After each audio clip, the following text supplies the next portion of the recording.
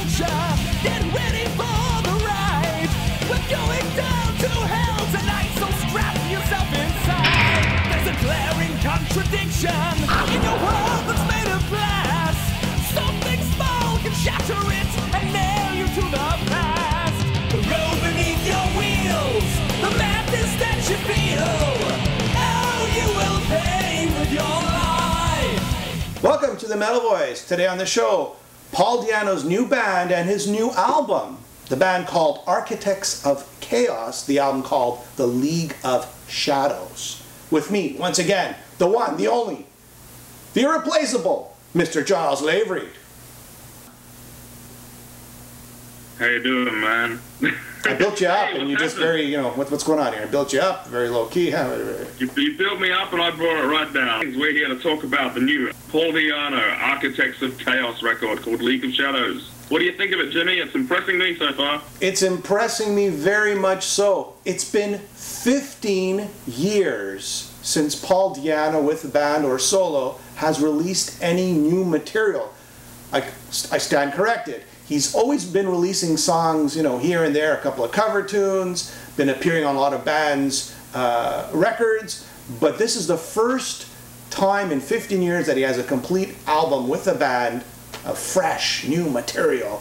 I like this album very much so. I think this is, he's back after, you know, The Beast Arises. People weren't too crazy about that live CD. This is like a complete 180 in the other direction. What do you think, Giles?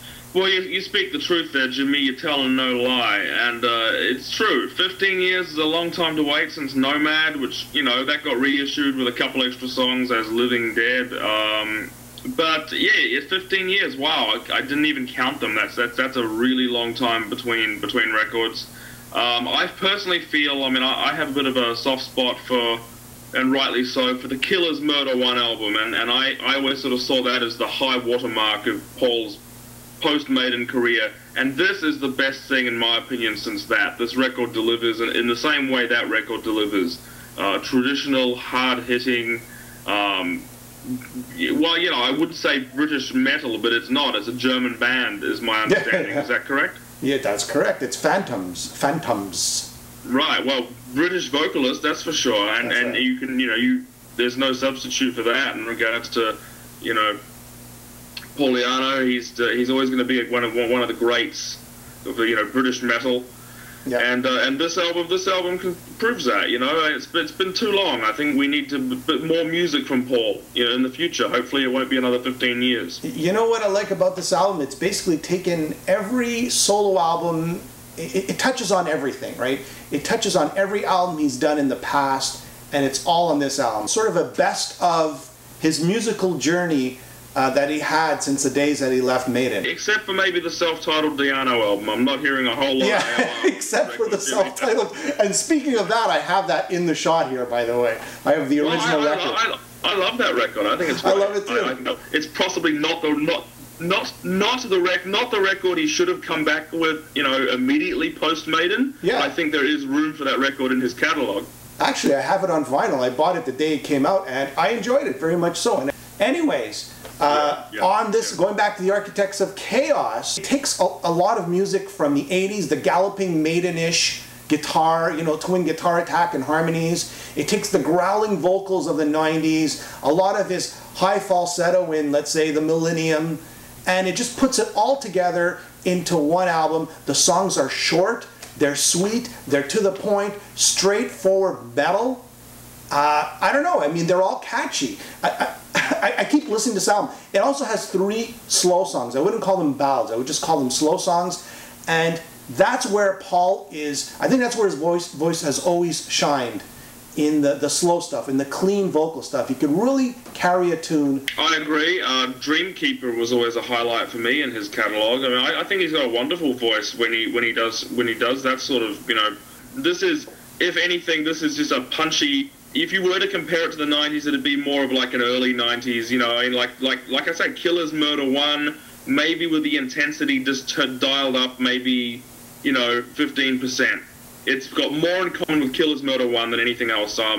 that record, I think, will still remain my favourite post-Maiden Diano one, but this one comes very close. There's some great songs here, like Rejected and How Many Times, are two great opening, the first two opening tracks, When Murder Comes to Town, Jaws, maybe you should replay that song. It sounds like something off of The Puppet Master by King Diamond. I'm not talking about the vocals here, just the whole vibe of the song or the mood of the song. A very storyistic kind of song and Paul's just, it's building up to that grand finale at the end. That's the 90s vibe that I would say. That is the one track on this album that I would say is a kind of little bit more in line with the mid to late 90s stuff that he did. But the rest of this is fine, in my opinion. It's as honest traditional heavy metal as it gets. Yep. Once again, I gripe about modern drum sounds. The drum sound is a little bit, let's just say, processed, for my life. A couple of more great tracks. How Many Times? Another, a slow song, probably relationship-based. Switched Off, high energy, clean singing. It's more dynamic. It's sort of the Living Dead off Nomads, sort of that kind of vibe. Kissed by the Wings of the Angel of Death, hard-hitting in your face. And just Erase the Word, which is a very brutal and I would say menace to society era type of song. Dead Eyes, probably more Millennium than anything else. So you got a little bit of everything. You got the Maiden, once again, you got the Maiden-ish, guitar galloping sounds, and you have Diano's, of course, his unique tone, his unique voice. I'm going to rate this now. You ready for this? I'm going to give this album, you ready? Hang on to your Skype. Yeah. 8.8 out of 10. 8.8 out of 10. It's a rock'em sock'em heavy metal in your face album. Short, catchy tunes. Paul Diano is back. What do you rate this album, Giles? I give this a real strong, solid 8. I think this is really good. 8 out of 10. Oh my God, I'm falling off my chair again there, Giles. Yeah. This is a very, very, very good record. This is a very strong comeback. This is a very good band. It's well put together. There's nothing contrived about this. I want to re-emphasize, if you were not into the late 90s sound that Paul had with some of those more influenced by, at the time, contemporary sounds, do not worry. This record is traditional metal, the way you'd expect Paul Diano to be, and without being predictable and boring. Paul Diano's new album, go out and buy it. Catch you next time on The Metal Boys.